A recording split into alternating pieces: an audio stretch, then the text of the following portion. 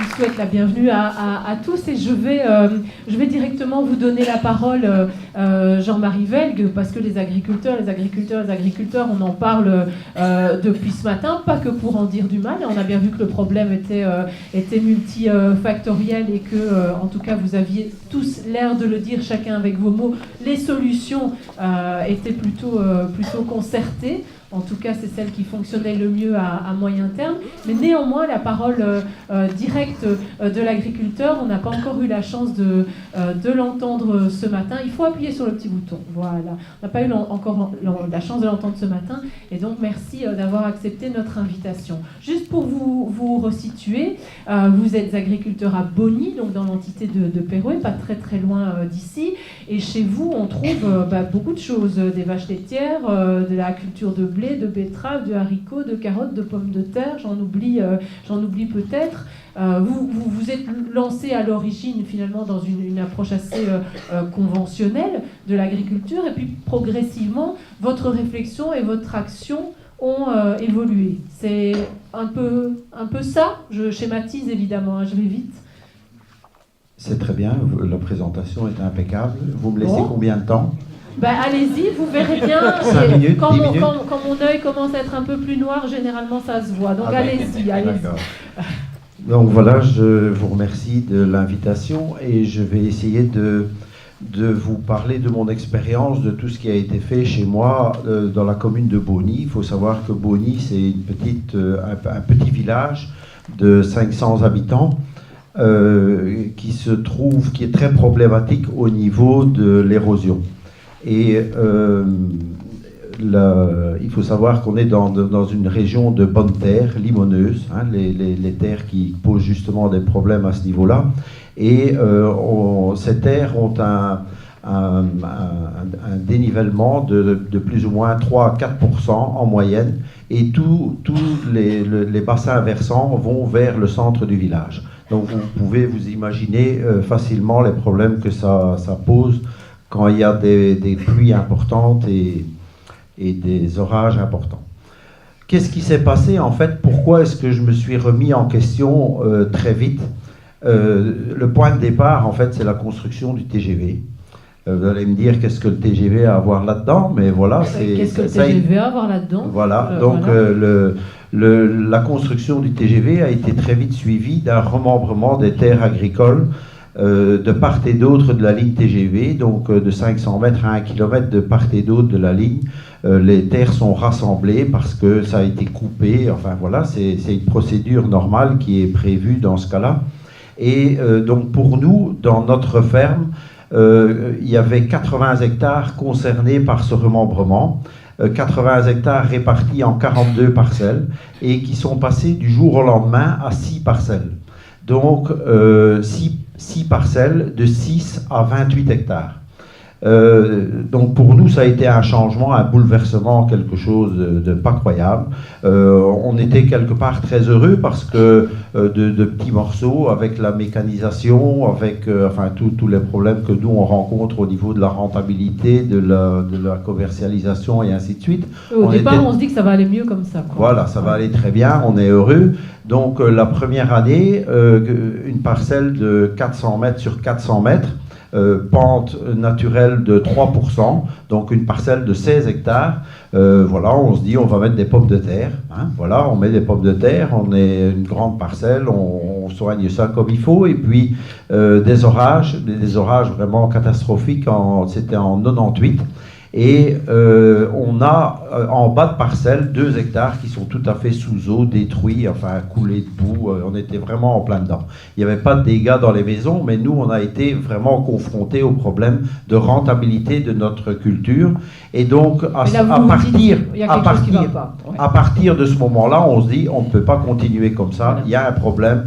On ne peut pas se permettre de perdre 15% de la superficie tous les ans et continuer à travailler de cette manière-là. Donc, qu'est-ce qui a été mis en place? Disons que ça a été vraiment l'élément déclencheur qui a fait que on s'est mis à suivre des réunions, à s'informer dans des revues. J'ai vu tout à l'heure la revue TCS, mais j'ai été un des tout premiers abonnés à la revue TCS.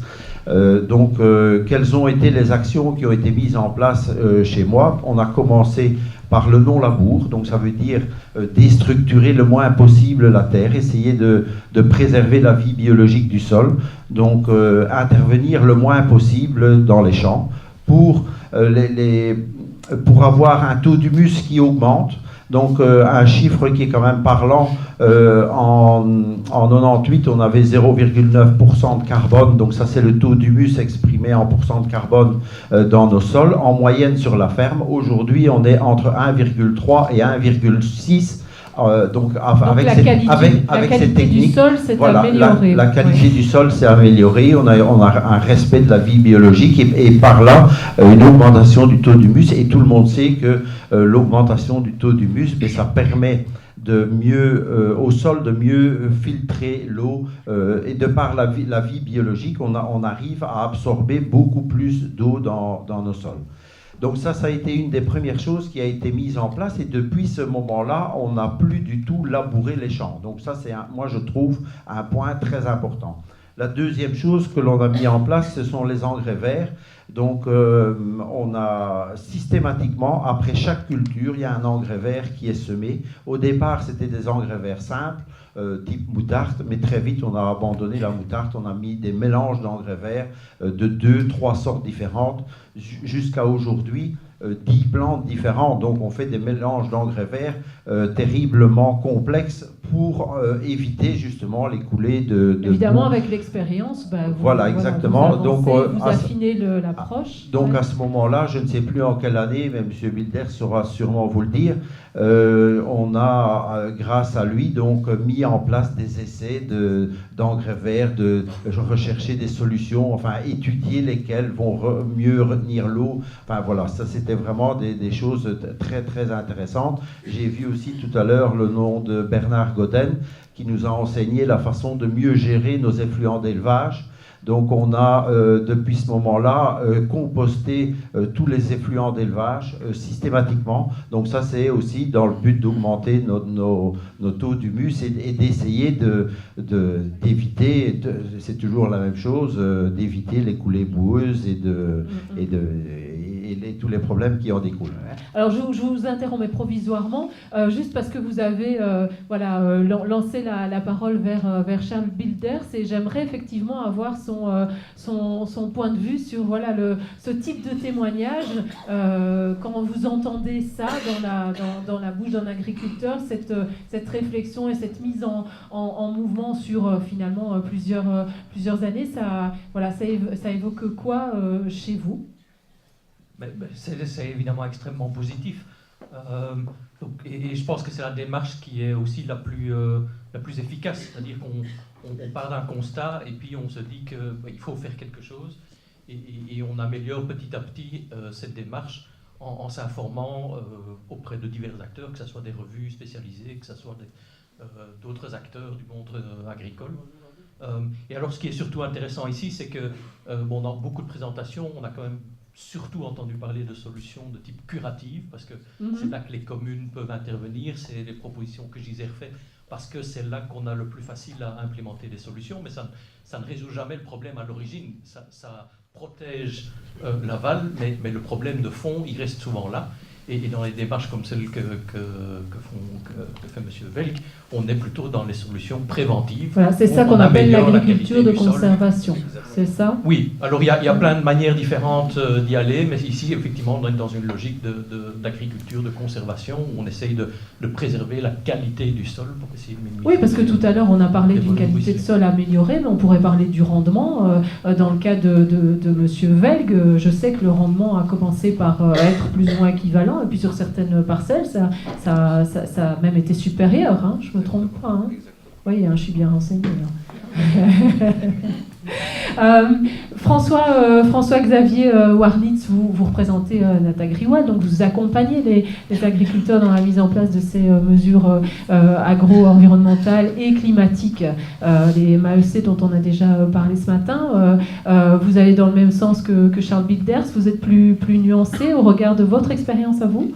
Oui, donc nous on essaye de faire le lien, on va dire, entre l'administration et les agriculteurs. Donc on a une ASBL. Il faut des gens qui fassent ça. Voilà. Ben oui. On a une ASBL qui a été créée donc en 2013, mais qui existait déjà avant sous diverses autres formes. Donc les agriculteurs ont droit à certaines primes, mais ont besoin d'un accompagnement, on va dire, pour les mettre en place. Donc nous, on vient souvent après toutes les démarches, les négociations qui ont déjà pu être faites, pour essayer d'expliquer donc voilà ce à quoi les agriculteurs ont droit comme dédommagement. Donc c'est certaines primes qui sont données pour placer des bandes aménagées, donc des bandes enherbées, des bandes fleuries, des bandes faunes, donc qui ont plus ou moins des intérêts divers pour l'environnement. Et donc on essaye de négocier avec les agriculteurs voilà, la mise en place de ces aménagements. Et vous êtes reçu comment? Ça dépend. Ouais. Donc nous, c'est toujours des mesures volontaires. Donc on n'oblige pas, c'est des contrats de 5 ans qui peuvent être mis en cause après 5 ans. J'ai déjà été accueilli de toutes les façons, j'ai plusieurs expériences. Il faut écrire un livre au bout d'un moment. Oui. Ouais. J'ai surtout travaillé donc, sur le Brabant wallon, donc ça peut être Jodogne, Org-Jauge et tout ça, et les Cygnes.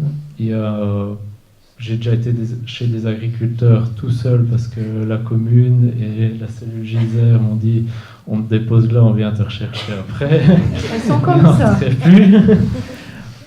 Pour finir, ça s'est très bien passé en essayant voilà, d'expliquer pourquoi vraiment de prendre un point de vue plus agricole. Parfois, c'est des petits soucis qui n'ont pas pris le temps d'être expliqués et où on peut essayer de négocier. Bon, là, l'agriculteur en question, j'avais fait une proposition, on ne l'a pas mis en MAE parce qu'il y a des contraintes, il y a des risques de contrôle en plus pour l'agriculteur et tout ça, mais a mis en place de lui-même tout un aménagement de bandes enherbées. Donc le problème était réglé, c'est la principale chose. Il y a d'autres projets, d'autres bassins versants où justement on va négocier chez chaque agriculteur. On essaye de mettre que chacun apporte une pierre. Donc on va essayer de ne pas faire tout chez un agriculteur. On va essayer voilà, d'étager un peu. Et là, ce qu'on avait proposé, c'était justement qu'un entrepreneur, par exemple, sème toutes les bandes aménagées. Donc c'est des petits plus. On y va pas à pas, c'est ça? Ouais, mais... En termes d'acceptabilité, on met plus de chances de son côté quand on procède comme ça? Oui. Et alors en mettant la commune en jeu aussi, par exemple, si on plante des haies, pourquoi pas la commune entretenir les haies ou des choses comme ça. C'est des petits plus qui peuvent faire accepter beaucoup de choses. Donc chacun a son rôle. Chaque acteur a son rôle, l'agriculteur, la commune, peut-être le citoyen aussi, on en a un peu parlé ce matin. Est-ce que Charles Wilders ou peut-être Alain Leroy, est-ce que le système tel qu'il fonctionne aujourd'hui, la politique wallonne en matière de lutte contre l'érosion des sols et puis les interactions entre les acteurs tels que vous les vivez, est-ce qu'il fonctionne suffisamment bien? Est-ce qu'il manque des acteurs? Est-ce qu'il manque des points d'entrée pour le renforcer? C'est pas une question facile et y répondre l'est sans doute encore moins. Disons qu'au niveau des acteurs, on l'a dit, l'Integrivoire, Grénotech, le CIPF, les contrats de rivière et parcs naturels, on est quand même pas mal à bien s'entendre et il y a vraiment une grosse complémentarité. Donc non, là je pense que ça va. L'accueil chez les agriculteurs est en général toujours très bien. C'est vrai qu'on essaye de ne pas arriver juste après les problèmes quand c'est encore trop chaud, parce qu'il y a des tensions et donc c'est très difficile d'avancer. Mais voilà, il y a des solutions techniques. Au niveau des MAE, le problème c'est que ça reste un système vraiment volontaire. Et pour l'instant, on est essentiellement dans du volontaire, donc effectivement on a un problème de responsabilité partagée, on l'a dit tantôt. L'agriculteur qui est directement en contact avec l'interface agriculture-habitat, lui est prêt à bouger. Au-dessus de lui, il y a un autre agriculteur, parce que c'est encore une autre parcelle. Et c'est pas toujours facile, il suffit qu'il y en ait un qui dise moi je ne fais rien pour qu'on ait du mal à faire bouger les choses. Mais bon, je pense et ça c'est un peu la limite du système actuel. Oui. L'espace environnement m'a expliqué donc l'intérêt d'avoir la concertation. Parfait. Merci pour ce premier tour. Je voudrais me tourner vers la salle. Est-ce qu'on peut peut-être un peu rallumer comme vous avez fait tout à l'heure? Merci, monsieur le technicien. Voilà, comme ça, moi, je vous vois un petit peu mieux. A priori, il y a un troisième micro qui doit être quelque part, mais je ne sais pas où. Il est là, magnifique. L'équipe est prête. Est-ce que vous avez l'une ou l'autre question ou réflexion à poser à nos intervenants? Profitez-en, tous les profils sont à votre disposition, ou presque. Ici, devant monsieur, merci, que je n'avais pas vu, merci pour votre aide. Il me semble quand même, dans toute cette problématique, qu'il manque un cadre législatif, qu'il manque de la poigne, quelquefois. Parce que un peu d'autorité. Un peu d'autorité. Oui. J'ai fait partie du comité d'accompagnement ici, avec le parc naturel. Et pour un seul agriculteur qui était complètement opposé, eh bien, les autres se découragent quand même un peu. Donc ça, c'est un peu la situation qu'Alain Leroy vient d'exprimer. Quelqu'un veut réagir par rapport à ça? Jean-Marie Velg? Qu'est-ce qui ne va pas dans le système actuel? Donc c'est vrai que j'ai été découragé. J'ai très tôt mis en place des mesures agri-environnementales, donc des bandes enherbées, des mélanges fleuris, des fleurs, enfin plein de choses. Tout ce que vous avez présenté ici, j'ai mis ça en place, donc à la suite des problèmes que je vous ai expliqués tout à l'heure. Et j'ai été, et je le suis encore, découragé par le peu d'entrain des autres agriculteurs. Donc c'est vrai que j'ai mis en place plein de choses et mes voisins ne le faisant pas, bien moi je me ramassais en fait tous les inconvénients, les coulées boueuses, ça passait sur mes champs alors que moi je faisais tout ce qu'il fallait pour que ça ne coule pas de mon champ, mais si les voisins ne s'y mettent pas et qu'il n'y a pas une concertation globale, une analyse globale de l'ensemble du problème, ça va pas quoi. Donc j'ai eu des moments de découragement. Mais je peux vous dire que grâce à cette réunion d'aujourd'hui, et je vous remercie de m'avoir invité, je trouve les interventions de M. Borsu et de Mme Maréchal des choses vraiment... Alors c'est M. Boxu, ça. Hein. M. Borsu, il était retenu à Namur. Hein, pardon. Boxu. Voilà, le bourgmestre de Doncel, hein, voilà ouais, c'est ça. Donc par le bourgmestre de Doncel et la Madame Maréchal de Jodogne. Qui est juste donc, là. Hein. Voilà. Donc moi je trouve que leur intervention et la façon de travailler de ces gens-là, ils ont pris les choses en main, ils ont analysé le problème et ils n'ont pas eu peur d'y aller. Alors moi quand j'ai entendu le bourgmestre de Doncel, moi je regrette, on sent que ce monsieur connaît son sujet, il a le truc en main, il connaît de A à Z les problèmes, les solutions et c'est vraiment très encourageant d'entendre ces gens-là. Maintenant, pourquoi les autres bourgmestres ne font pas la même chose alors que chez nous on a exactement les mêmes problèmes? Voilà. Alors peut-être je pose la question. Car pour aller à Doncel, tous, hein, puisque le bourgmestre les a invités, peut-être qu'on y verra plus clair, hein, qui sait. Hein. Ou pas, je sais pas, on verra. Je pose une question là. Voilà, on verra. Qui peut répondre? Je serais curieux par exemple de savoir combien de bourgmestres sont dans la salle. Allez, j'ai vu M. Waquier tout à l'heure. Est-ce qu'on peut étendre aux échevins? Oui, voilà. Voilà. Voire aux conseillers communaux. Levez la main. N'ayez pas peur, on ne va pas vous manger. On en a combien? Moi, j'en vois pas. Hein. C'est parce qu'on est ébloui, peut-être. Alors, certains étaient là, effectivement, ce matin et sont partis. Bénédicte Maréchal, qui a pris les choses en main.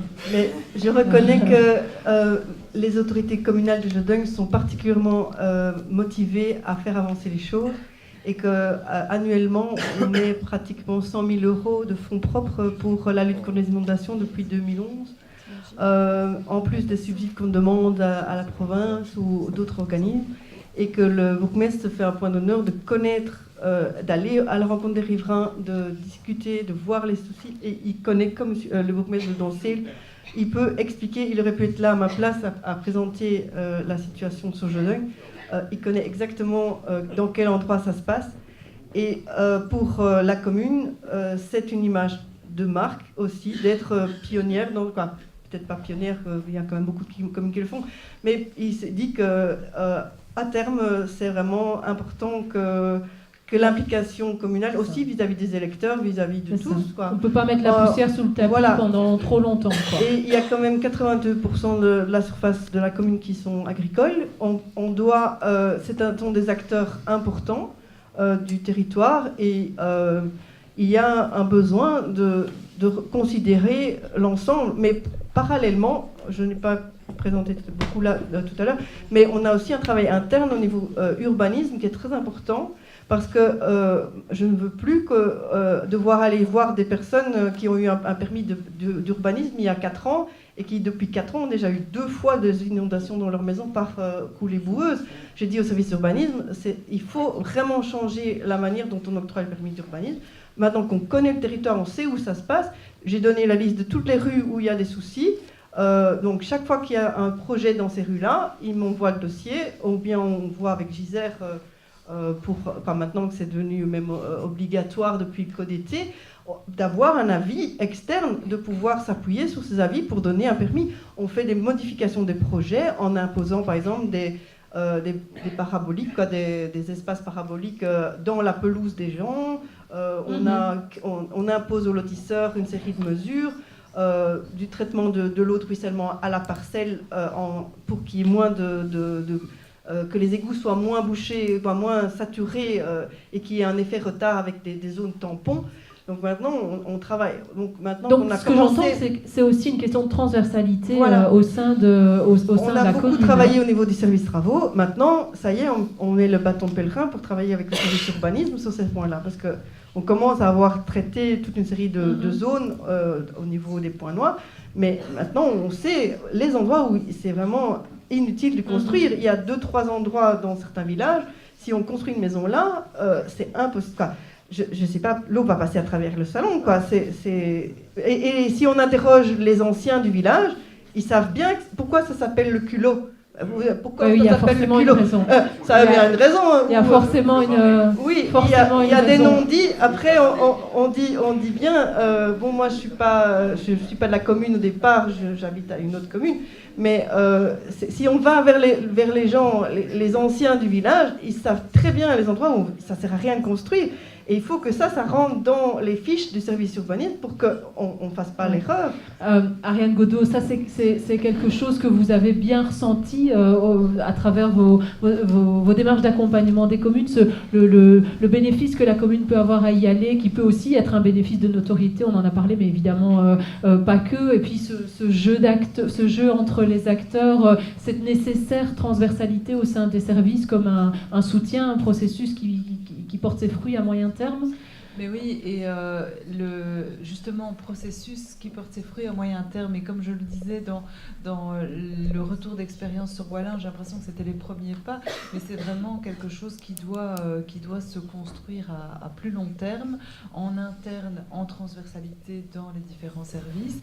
Et c'est vrai que là, si la commune et le bourgmestre et le collège sont derrière pour appuyer cette démarche-là comme étant prioritaire, ça donne du temps à tous les agents pour s'y investir, et puis avec l'ensemble des acteurs concernés sur le territoire. Donc, intituler la table ronde « Convaincre ou contraindre les agriculteurs », finalement, c'était volontairement provocateur, hein, vous vous en doutez, c'était pour vous faire venir, hein, en espérant que peut-être il y aurait quelques empoignades avant 13h, mais non, vous voyez que ça se passe très bien. C'est une façon sans doute un peu raccourcie de rentrer dans le problème. C'est bien plus complexe que ça. C'est bien plus complexe que ça. Comme ça a déjà été dit, c'est un problème qui, en général, a un exutoire, pour reprendre du vocabulaire adéquat, qui a vraiment un exutoire, un point noir à un endroit, mais qui a une multitude de causes, et remonter vers ces causes bien en amont en se disant,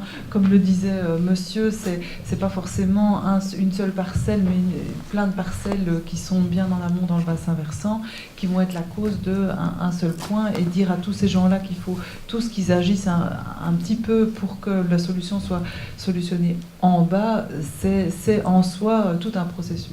Est-ce qu'on a, je me retourne vers Alain Leroy, Charles Bilders ou François-Xavier Warnitz. Est-ce que finalement, et ma question elle est pas volontairement provocatrice, elle est peut-être un peu naïve, mais est-ce qu'on a véritablement au niveau de la Wallonie une politique de lutte contre l'érosion des sols, ou est-ce que, vous me permettrez la métaphore, est-ce qu'on n'est pas en train d'aborder le problème par la bande, quelque part, dans la mesure où, quand on regarde les mesures agri-environnementales et climatiques, on se dit que ce sont des mesures qui se rapportent davantage à des questions en lien avec la biodiversité, même si elles peuvent aussi, par ricochet, servir la lutte contre les inondations et les coulées boueuses. Mais ce contexte qui peut supporter les initiatives communales qui viennent d'être bien exprimées par nos intervenants, est-ce qu'il est suffisamment soutenant? Est-ce qu'il pourrait, le cas échéant, être utilement renforcé, et si oui, comment? C'est une question compliquée. Alors je pense que il y a des gens aussi dans la salle qui sont mieux placés que moi pour y répondre. Qui n'hésitent pas à intervenir. Oui, à ce stade-ci, il n'y a pas une politique effectivement qui gère cette problématique de l'érosion et des coulées boueuses. Il y a une série de politiques dont certaines étaient à la base destinées à autre chose et ont des effets positifs sur l'érosion. Bon, il y a quand même la conditionnalité, où là il y a un volet spécifique à la lutte contre l'érosion. Mais ça me permet peut-être aussi de rebondir là-dessus, et je ne vais peut-être pas me rendre très populaire d'ailleurs en disant ça, mais donc cette conditionnalité à l'heure actuelle, elle est basée sur l'identification de parcelles à risque d'érosion, et si la parcelle est classée à risque d'érosion et qu'on met des cultures type sarclées, l'agriculteur est tenu de prendre certaines mesures, et typiquement c'est une petite bande enherbée tout au long de sa parcelle. C'est ça. Alors là, personnellement, c'est vraiment minimaliste, je dirais, comme mesure. Dans l'identification des parcelles, déjà, ça n'est basé que sur un coefficient de pente qui ne tient pas en compte prend pas en compte toute la complexité de la situation d'une parcelle. Et donc, il y a moyen de faire beaucoup mieux. Et d'ailleurs, voilà, ça existe, mais ça n'est pas encore implémenté. Et puis, dans les solutions, je pense qu'on pourrait être à la fois plus ferme, tout en proposant une gamme beaucoup plus large de mesures. C'est-à-dire que je pense qu'il faut proposer des mesures qui soient plus efficaces, qui aillent dans le sens réellement d'une amélioration de la qualité du sol et donc de mesures préventives. Une bande enherbée, ça n'est pas vraiment préventif. Hein.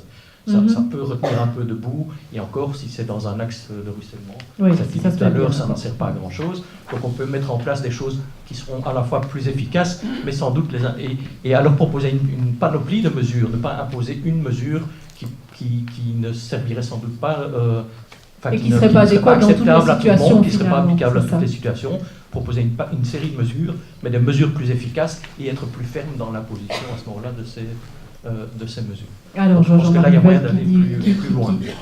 Qui fait oui. Alain Leroy, en complément. Avant d'être chez Gisère, j'ai quand même travaillé pendant 12 ans sur les mesures environnementales. Je me suis retrouvé à faire un peu l'interface entre la Commission européenne, le gouvernement wallon agriculture et environnement, et les différents services de l'administration. C'est vrai qu'il y a des outils européens. L'agriculture, c'est une compétence européenne qui, chez nous, est transmise aux régions. Donc, ce n'est pas les communes qui peuvent intervenir, c'est la région wallonne qui a la responsabilité, avec des outils en termes de conditionnalité, de verdissement, qui permettraient d'aller plus loin. Ce que la Flandre fait. Donc pour l'instant, on est en négociation, en discussion. Maintenant, c'est vrai que le secteur agricole est un secteur qui est en crise, que ce soit au niveau du laitier, du viandeux ou même des céréales. Les années sont difficiles, donc c'est toujours très difficile politiquement d'imposer quelque chose, mais il y a moyen. En Flandre, ils font des systèmes où on ne tient pas compte uniquement de la pente, mais également du type de sol, du type de couvert. Est-ce que c'est une culture? Est-ce que c'est une prairie? Si c'est une culture, est-ce qu'elle est mise en place avant telle date ou après telle date? Et voici ce que vous pouvez faire pour sortir par le haut avec un ensemble de mesures qui ne sont pas seulement des mesures palliatives. Ici, c'est vrai que dans la conditionnalité, quand on a une parcelle qui fait plus de 10% de pente, on est censé mettre une petite bande enherbée de 6 mètres en même temps, dans le bas de la pente uniquement, en même temps que la culture. Donc si vous avez 20 hectares, c'est clair que ça ne sert strictement à rien. Merci. Le temps... Le temps passe vite, hein. On a commencé avec un quart d'heure de retard, on va donc finir avec un quart d'heure de retard, c'est logique, mais ça me permet quand même de vous redonner la parole une dernière fois pour deux questions rapides qui appelleront des réactions des intervenants. Questions ou réflexions d'ailleurs, hein, que vous souhaiteriez partager, notamment sur ce dernier point en lien avec le contexte politique ou réglementaire au sens le plus général. Oui, monsieur. Oui, Éric Mégain du service public de Wallonie. Je vais aussi faire un petit peu le vilain petit canard par rapport à ce qui a été dit jusqu'à présent. C'est que on félicite tous les gens qui ont mis des aménagements en place, c'est fantastique, hein, aussi bien au niveau communal que M. Hulk, évidemment, qui est le beau cas d'agriculteur respectueux, qui fait de la prévention. Bon, par rapport maintenant au curatif, il y a des choses qui m'interpellent, c'est les indemnisations ou les aides que les communes donnent aux agriculteurs. Mais il faut savoir qu'on marche sur des œufs, là, hein, parce que vous savez que, donc Alain Leroy vient de le dire, la politique agricole, elle se fait au niveau de l'Europe avec un service payeur, etc., qui est la région wallonne. Et toute aide qui pourrait être considérée comme une aide d'une commune, de tout pouvoir public, mais même d'une commune à un agriculteur, doit être notifiée à la région wallonne dans le cadre du répertoire des aides de minimis, qui fait que ça pourrait être terriblement contre-productif et ça pourrait donner lieu à des retraits d'aide de la part de la région wallonne. Première chose, donc soyons prudents avec ça. Soyons prudents également avec les arrêtés de police. Je sais, j'ai déjà eu l'occasion de le dire, arrêté de police de réquisition des terres. On a eu l'information de l'Union des villes et communes qu'il y avait le principe de proportionnalité et il y avait le principe d'urgence également qui intervient. Ce n'est pas parce que nous avons eu une pluie et des dégâts que ça va se reproduire le lendemain. Donc, attention, essayons plutôt de travailler sur une base structurelle et durable avec soit des accords amiables que moi j'aime pas encore trop non plus. Pourquoi? Parce que si on a un accord avec la dame qui a 90 ans, bah, évidemment on a un accord, mais combien de temps va durer son accord? Il y en a qui ont vendu leur appartement en viager et qui l'ont regretté. Hein. Voilà. Non, mais bon, voilà, il vaut mieux un accord que pas d'accord. Hein, mais un accord pour des fascines, ça d'accord. Mais tout ce qui est indemnisation avec de l'argent public, il faut absolument un droit réel sur le fonds pour que les investissements perdurent. Et donc, la commune doit aussi avoir une vision à plus long terme et accepter d'investir aussi dans le foncier. Pourquoi? Parce que on ne peut pas toujours reporter la charge de la politique sur Pierre-Paul ou Jacques. Il y a des moments où on peut acheter une bande de terre, où on peut créer quelque chose, et il faut avoir le courage de le dire et le courage de le faire. Voilà. Je vous remercie. Merci pour cette intervention. Bénédicte Maréchal, peut-être une réaction rapide, puisqu'on vient de reparler du niveau communal. Donc, dans le cas des indemnisations, on fait un système de mise à disposition d'un terrain pour la commune. Donc, ce n'est pas une indemnisation du type bande enherbée. On a fait attention à la manière de rédiger les considérants qui sont en amont de la décision pour que ça ne déborde pas sur la conditionnalité et sur les mesures européennes. On s'est fait aider par différentes personnes pour rédiger ça. C'est clair que ce serait mieux qu'on soit propriétaire des terrains, mais faire des expropriations, certains agriculteurs, c'est encore pire pour eux. Qu'on leur chipe X mètres carrés, ils préfèrent dire ok, on met à disposition pour utilité publique un espace de 4 mètres de large en bordure de voirie où on fait un fossé talus. Que de dire qu'ils ont perdu ce terrain à jamais. Et donc on a un peu cette dualité et qu'on essaye d'avancer par petits pas. Au moins on fait des actions de façon rapide. Si on devait attendre l'expropriation pour un bassin d'orage, on serait peut-être encore à attendre depuis 2011 que ça soit fait. Donc en attendant, on a un bassin temporaire qui fonctionne. L'idée c'est de le pérenniser. on est clairement, on reste à l'affût si le terrain est en vente, parce qu'il y a aussi les côtés de mise à disposition naturelle qui peut être proposée par des ventes. Et je crois que chaque commune doit un peu sentir, et on est aussi face à une situation qui est peu balisée au niveau juridique, et on a du mal parfois à savoir comment s'y prendre, mais on essaye. Et on est déjà content des résultats qu'on obtient. Merci Bénédicte. Voilà, on va conclure dans quelques instants, même si le sujet, vous le sentez, est un sujet qui déborde largement le temps qu'on a pu y consacrer ce matin, et on pourra encore en dire beaucoup d'autres choses. Alain Leroy, pour compléter, peut-être Charles Bidler, je ne sais pas, je vous avais vu réagir aussi. Encore une fois, par rapport à la question des indemnités, j'espère qu'elle soit posée, parce que de fait, c'est pas impossible, mais ça doit être vraiment très très très bien écrit avec l'aide de juristes. Au niveau européen, toute aide qui est donnée à un agriculteur par une commune, une province ou la région est considérée comme une aide d'État. Et il y a des règles pour éviter la distorsion de la concurrence, et donc c'est vraiment... Dans le temps, c'était impossible. Maintenant, c'est plus facile, mais toute aide d'État doit être déclarée à l'Europe et être validée avant. Donc ça alourdit un petit peu le système, mais ça n'est pas impossible, et là, c'est la direction des politiques européennes et des plans internationaux, au SPOE, qu'il faut contacter pour être vraiment en ordre. Et je pense que l'Union des villes et communes, encore une fois, peut permettre de partager les expériences. Voilà, on était en bordure de champ et nous voilà maintenant au niveau de l'Union européenne. On voit bien que le problème il est complexe et qu'effectivement, au-delà d'être multifactoriel, il fait intervenir toute une série d'acteurs au profil extrêmement varié. On n'en a pas fini, on en est conscient.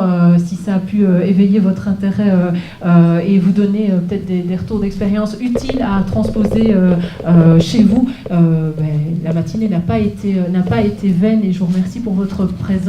Avant de rendre l'antenne et vous envoyer autour des tables à sandwich, je voudrais, mais sans obligation, parce que je sais qu'ils étaient relativement nombreux dans la salle ce matin, les élèves et les étudiants, éventuellement donner la parole à l'un d'entre eux ou bien à l'un des professeurs qui les accompagne en une ou deux phrases. Qu'est-ce qui a motivé votre venue ici et qu'est-ce que vous en avez retenu ? Comment vous allez peut-être exploiter le sujet en cours. Quelqu'un qui se lance ?